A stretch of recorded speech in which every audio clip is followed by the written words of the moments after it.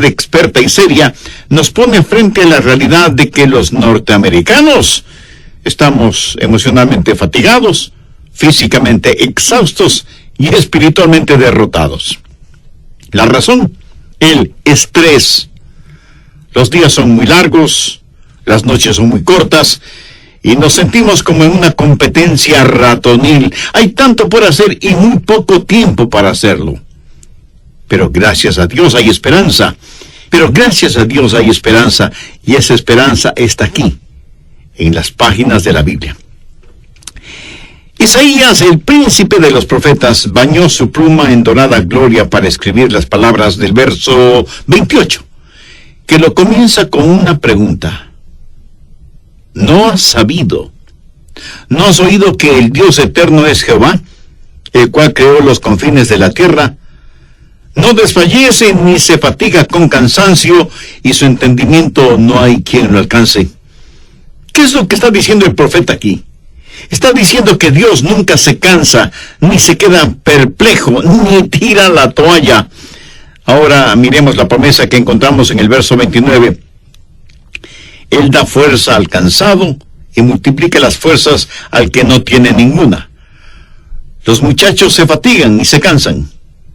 Los jóvenes flaquean y caen.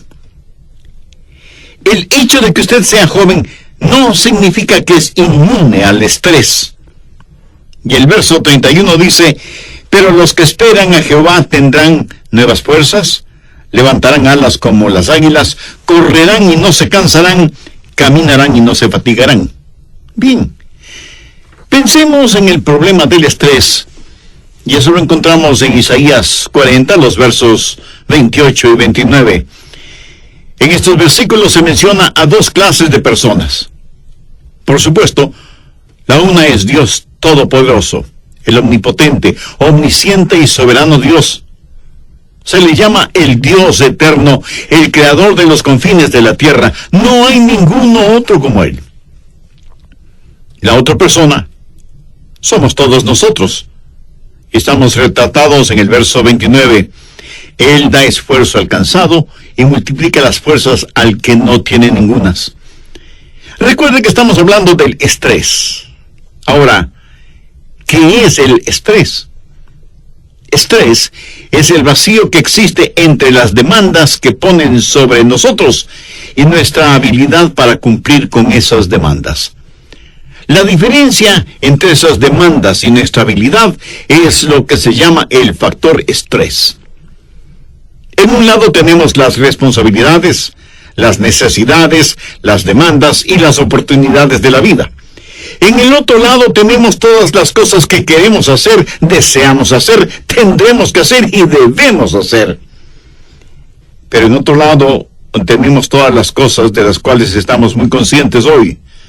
Nuestra inhabilidad, nuestra debilidad, nuestra pecaminosidad, nuestra falta de conocimientos, nuestras fallas. Y decimos: yo quiero, yo debo, pero no puedo. Aquí están las oportunidades y necesidades. Allá las debilidades y fracasos. Y entre ellas hay un vacío. Ese vacío es el factor estrés. Es el abismo entre el debo hacerlo y no puedo hacerlo, el que nos abruma. Y todos nosotros somos vulnerables. ¿Es usted un ejecutivo? Leí de una compañía que contrató a un asesor gerencial porque la moral estaba por los suelos entre los ejecutivos de esa empresa. ¿Sabe lo que el asesor descubrió? Que 21 de los 22 ejecutivos de esa compañía sufrían de un estrés tan intenso que estaban causando enfermedades físicas como úlceras, alta presión, depresión. Pero escuche, no solo los ejecutivos sufren de estrés. Un obrero, una azafata, un mecánico, un minero, un carpintero, un ingeniero, un pastor, usted mismo puede sufrir de estrés. Y no tiene que ser ni adulto, ni viejo, ni joven. De hecho, muchos de nuestros jóvenes en la actualidad sufren de estrés. Y algunos tienen que darles medicamentos para que puedan enfrentar la vida diaria en sus colegios o universidades. Algo muy interesante está sucediendo en la actualidad.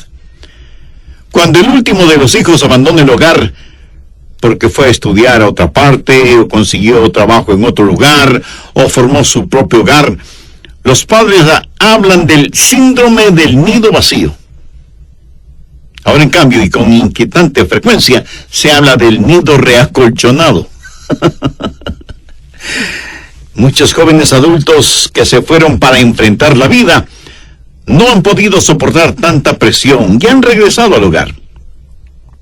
Y hay una proliferación de hogares destruidos, cuentas sin pagar, vidas asustadas, heridos emocionales, que deambulan por las calles, gente oprimida por el estrés, sufriendo de indigestión, úlceras, falta de aliento, dolores de cabeza, dolores musculares, fatiga, cansancio, aburrimiento, irritabilidad, falta de concentración, pérdida de memoria, insomnio, todo esto identificado bajo una sola palabra: estrés.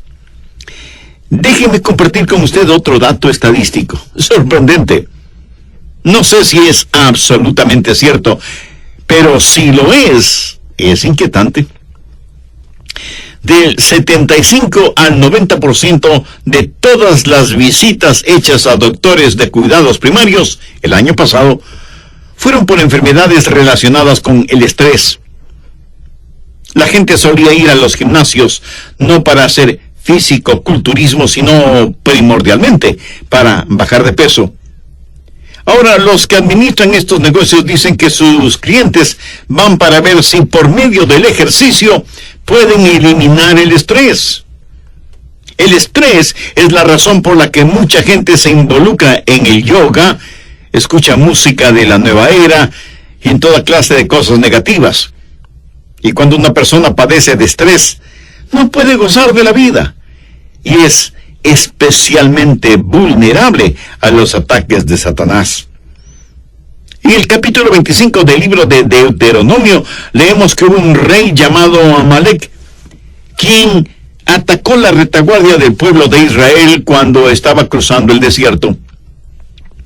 Amalek aniquiló a los que estaban retrasados, débiles, desanimados y cansados.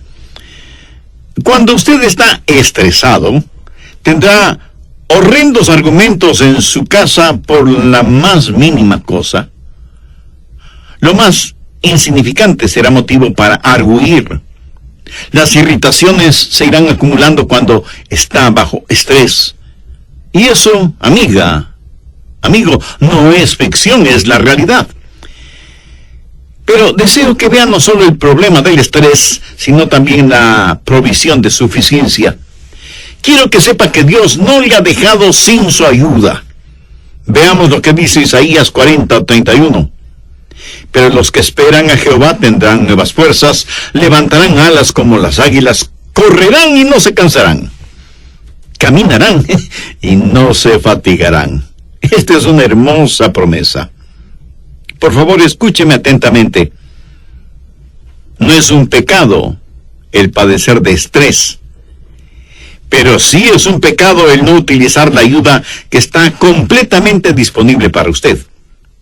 Esta es una de las más estupendas promesas en toda la Biblia. Permítame repetirla. Pero los que esperan a Jehová tendrán nuevas fuerzas, levantarán alas como las águilas, correrán y no se cansarán, caminarán y no se fatigarán. Note que aquí hay tres promesas distintas. Primero, habla de la habilidad de volar, de levantarse por sobre los tiempos difíciles de la vida, y usa el ejemplo del águila. ¿Sabía usted que a las águilas les gustan las tormentas? Cuando los rigores de la vida se hacen presentes, cuando llegan las tormentas, cuando vienen las dificultades y adversidades de la vida, necesitamos ser como las águilas. Las águilas esperan la tormenta. Y cuando sienten que el aire está siendo calentado por el calor de la tierra y que las ráfagas termales comienzan a soplar, salen de sus nidos en las rocas, extienden sus poderosas alas y comienzan a ascender y a planear. Y mientras más rápido sople el viento, volarán más y más alto. Todos nosotros tenemos tormentas, enfrentamos adversidades y necesitamos aprender lo que las águilas nos enseñan. Las águilas han aprendido que aquello que causa que otras aves no puedan volar, de alguna manera es provechoso para ellas. Porque cuando esas ráfagas termales llegan, en primer lugar pueden volar más alto. No podían volar tan alto si no hubiera tormentas. En segundo lugar, pueden ver mucho más lejos. Y en tercer lugar, pueden volar más velozmente. En algún lugar leí que las águilas pueden volar normalmente a 75 kilómetros por hora, pero en una ráfaga de la tormenta pueden alcanzar hasta 150 kilómetros por hora. Y tienen una vista increíble. Pueden mirar directamente al sol gracias a una especie de lentes protectores que tienen sobre sus ojos. Un águila puede estar en su nido y ve a lo lejos la formación de nubes de tormenta o las ráfagas termales que se levantan del suelo. Y cuando llega el momento, con serena elegancia se eleva con el viento a más de 100 kilómetros por hora y mirando nítidamente todo lo que le rodea, está verdaderamente disfrutando de la vida. De paso, ¿sabe cómo esa águila aprendió esto? A lo mejor a usted no le gusten estas lecciones de vuelo. Anote al margen Deuteronomio 32:11. Es una maravillosa lección. Dice, como el águila que excita su mirada, revolotea sobre sus pollos, extiende sus alas, los toma, los lleva sobre sus plumas. ¿Qué significa esto? Un águila construye su nido. Y yo he visto nidos de águilas. Son enormes. Y los construyen muy fuertes, con ramas y todo lo que puedan encontrar. Pero luego usan sus propias plumas para que el piso sea suave y acolchonado para sus polluelos. Y vuelan por todo lado buscando gusanos, culebras, ratones y hasta pescados para alimentar a sus aguiluchos. Pero un día la mamá águila decide que es tiempo de que sus hijos aprendan a volar. Así que en el nido comienza a revolotear sobre sus pollos, tal y como lo dice en Deuteronomio, creando incomodidad para los pequeños. Un pastor alguna vez dijo, Señor, estoy construyendo mi nido. Por favor, pon una espina en él. Esa águila continúa batiendo sus alas más y más fuerte, forzando a los pollitos a ir hasta el borde del nido. Y desde ahí, ellos miran hacia abajo, donde no hay nada más que duras y filosas rocas. Y me imagino que uno de ellos dirá, si es que las águilas hablan, mamá, ¿estás segura de lo que estás haciendo? Ella finalmente le da un suave empujón. Y ese aguilucho comienza a caer al vacío, gritando desesperadamente, ¡nunca ha volado antes! Mamá águila se lanza en picada. Y a pocos metros de que su hijo se estrelle en las rocas, ella extiende sus alas y recibe a su pequeño que se aferra a sus plumas. Ella retorna al nido y repite el mismo procedimiento una y otra vez, hasta que un día el polluelo por instinto extiende sus alas y hay una ráfaga de aire y él empieza a mover sus alitas, primero lentamente, y descubre que puede volar.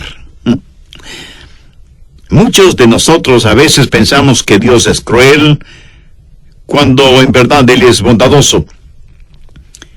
Escuché una historia realmente admirable. Jennifer Johnson una noche regresaba a su casa, manejando. Había neblina y llovía, y ya estaba oscureciendo. Estaba en un sector de la ciudad por la cual no le gustaba pasar. De pronto su carro se detiene y se da cuenta que es por falta de gasolina. Se disgusta con ella misma porque se había olvidado de poner gasolina en su carro. Miró alrededor de ella y lo único que vio fueron bodegas y cercas metálicas. Y pensó, oh no, ya está oscuro.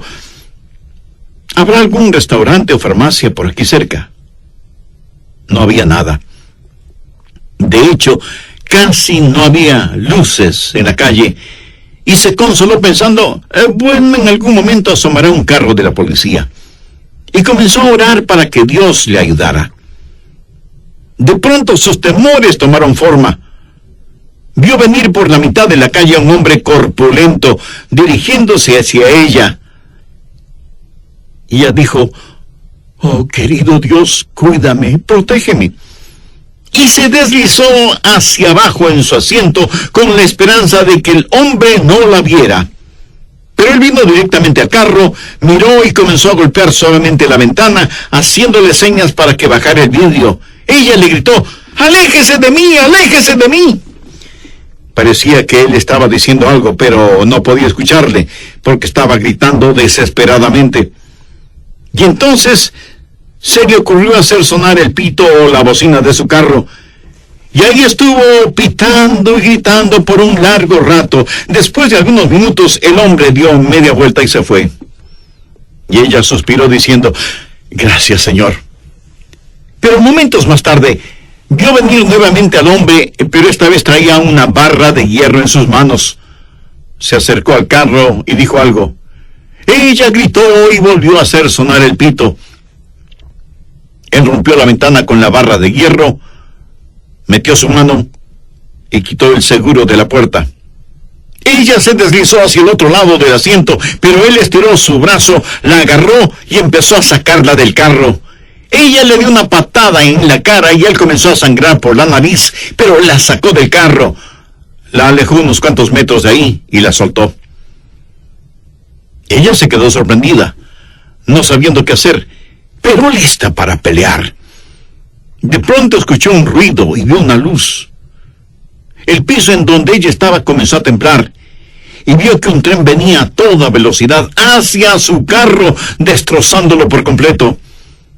El hombre del cual ella tuvo tanto temor fue el que le salvó la vida. Su carro se había quedado sin gasolina justo en medio de las rieles del tren. Muchas veces vemos las cosas y pensamos que son las peores cosas que nos han pasado. Espero que usted nunca tenga que pasar por una experiencia como la de Jennifer Johnson. Pero a veces usted no puede decir lo que está pasando solo por las apariencias exteriores. Así, las tormentas de la vida que le llegan, creamos, aún sin darnos cuenta, otros problemas que acentúa el estrés. Ni siquiera pensamos en Dios. Y nos decimos que la solución debe estar en algún medicamento, o que será bueno buscar la ayuda de algún psicólogo o psiquiatra. Amiga, amigo, ¿qué hace usted cuando padece de estrés?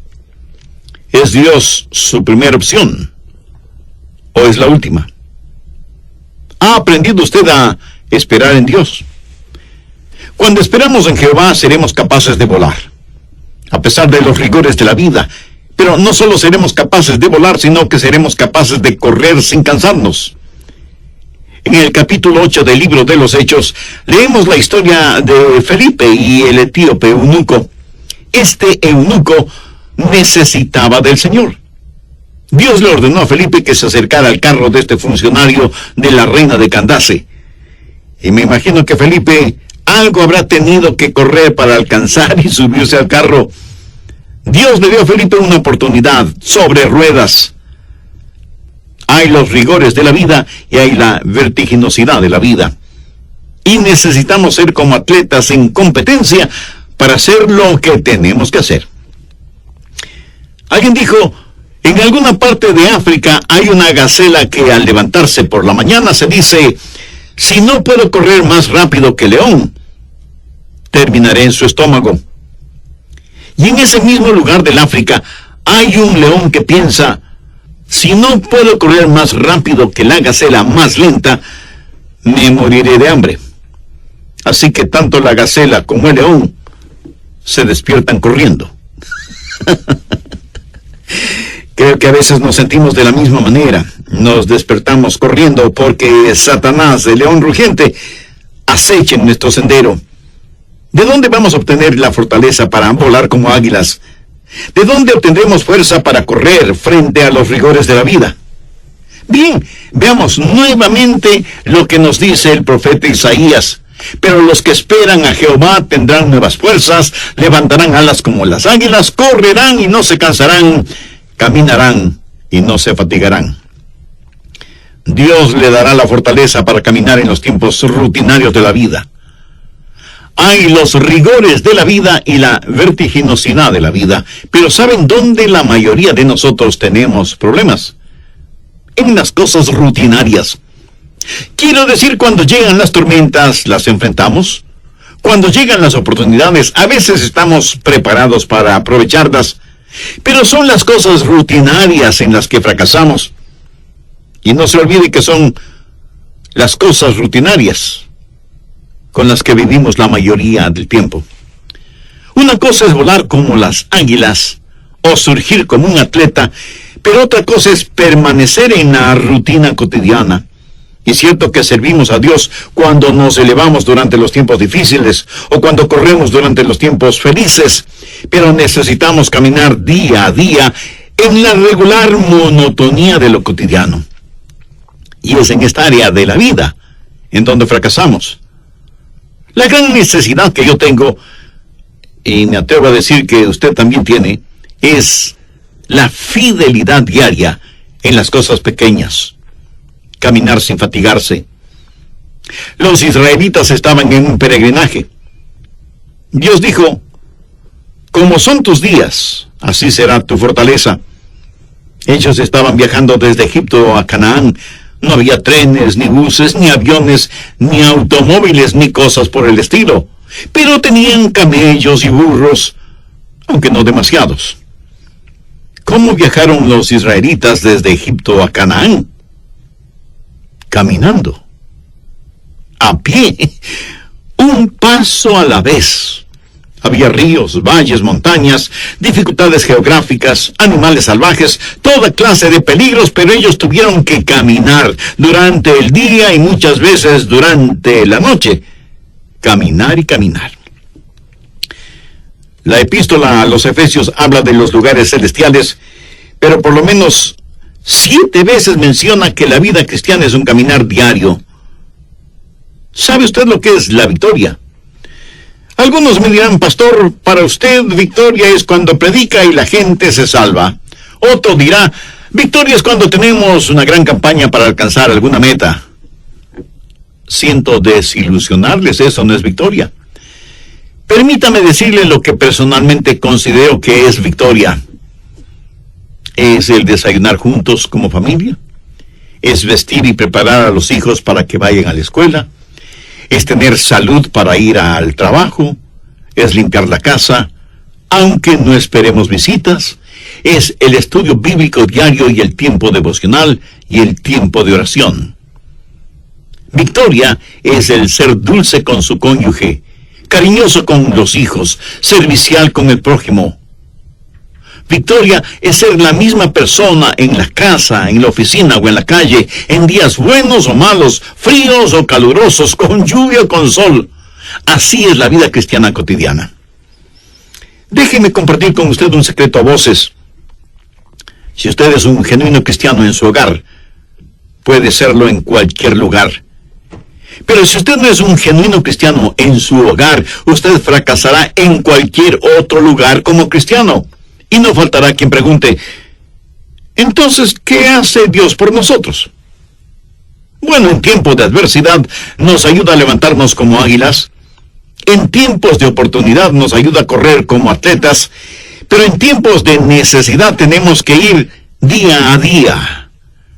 Gracias a Dios por los rigores de la vida y gracias a Dios por la vertiginosidad de la vida.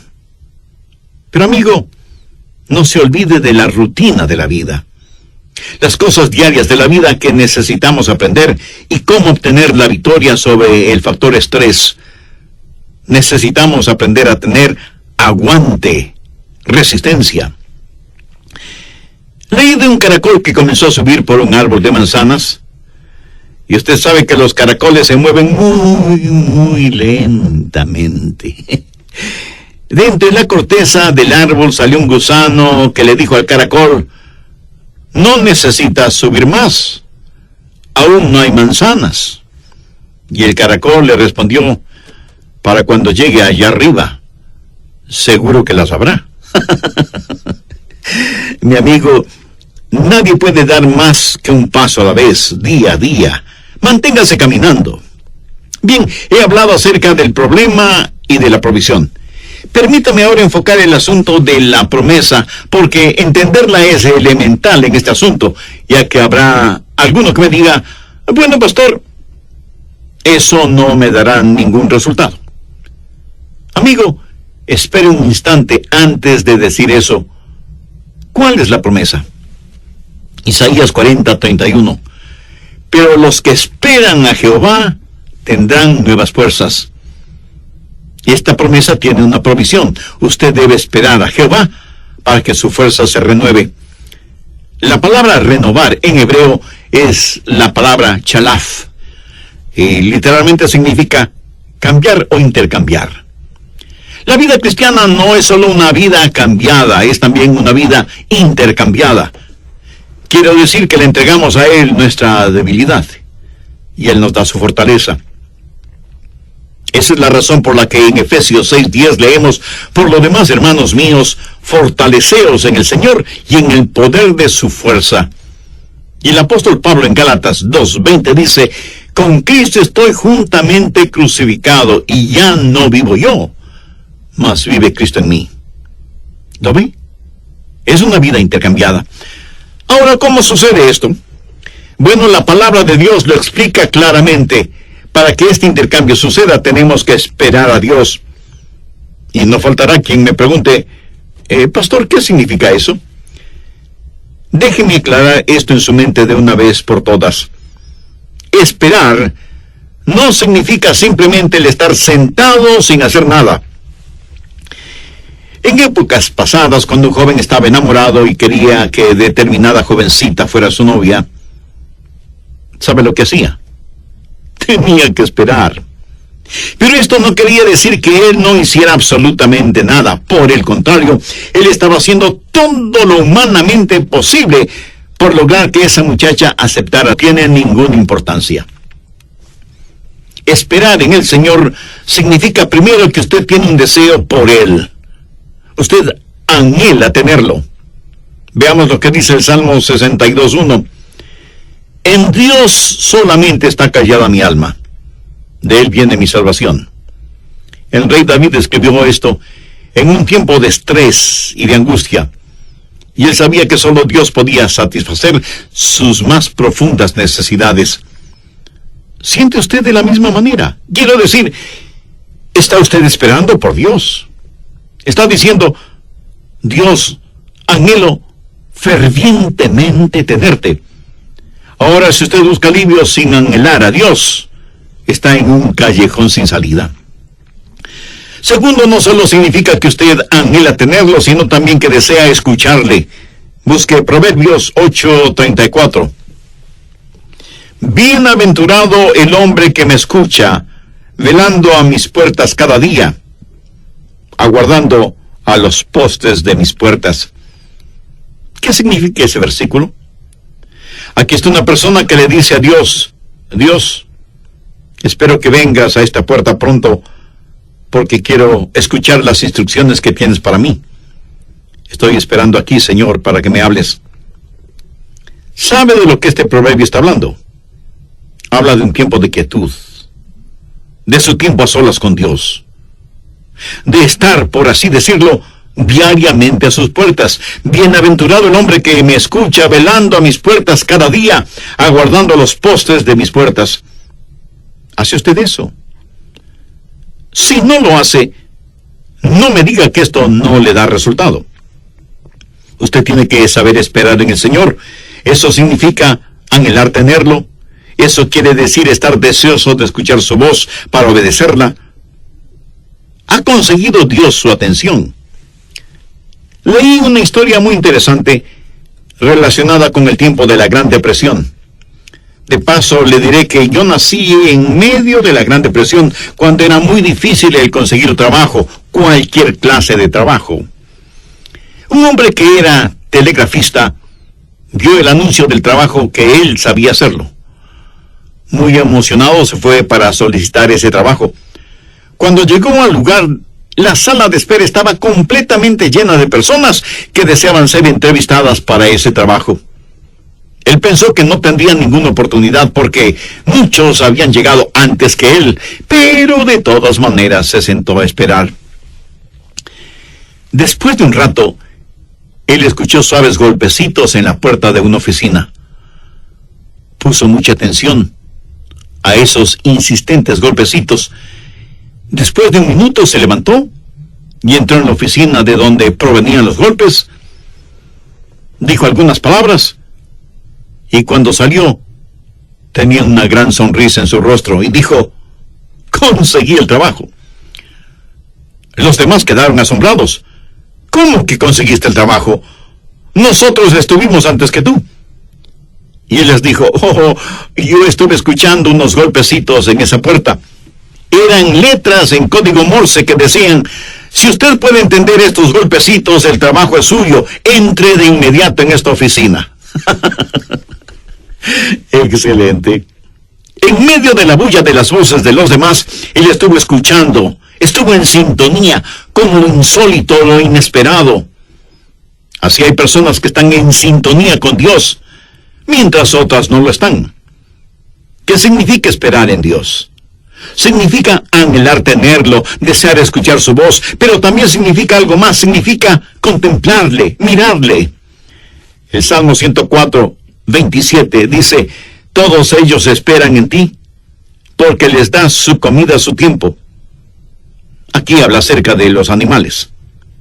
Les das, recogen. Abres tu mano, se sacian de bien. ¿Cree que Dios cuidará de usted? ¿Tiene su mirada puesta en Él? Las aves y los animales de la selva dependen de Dios y Él hace la provisión para sus necesidades a su debido tiempo. Eso es lo que significa esperar en Dios. ¿Cree usted realmente que Dios tiene una solución para sus necesidades? Yo sé que esa es una pregunta retórica, pero la hice por énfasis, para que usted analice si usted depende de Dios, o está dependiendo de otras personas, o de otras cosas. Por los intereses de su Señor tendrá honra.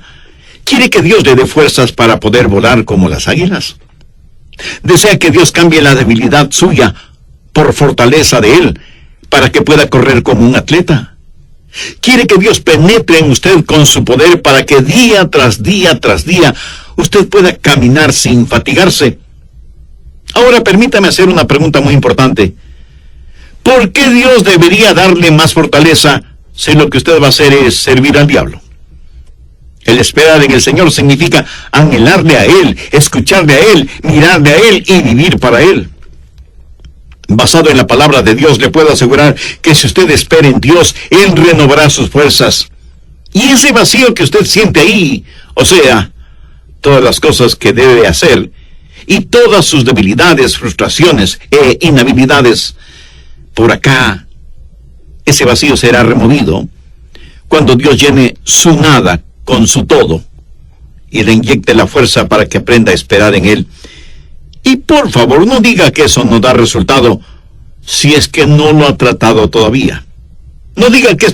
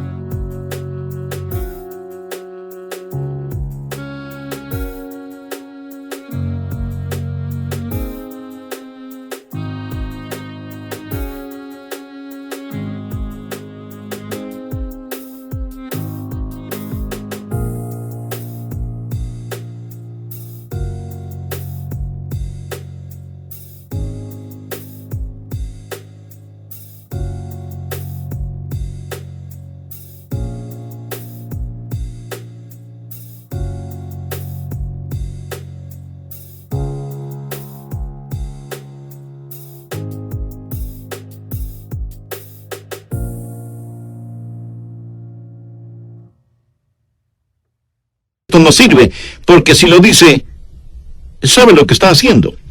Está diciendo que Dios es mentiroso, porque es Dios mismo quien dice, cuando esperamos en Él, nuestras fuerzas serán renovadas. ¿Sabe por qué he compartido este mensaje con usted? Porque